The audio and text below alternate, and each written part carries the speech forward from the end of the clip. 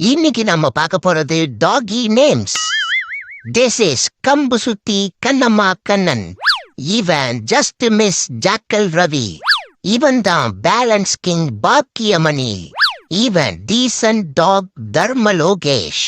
இவன் தான் அக்யூரசி ஆனந்த மோகனன்.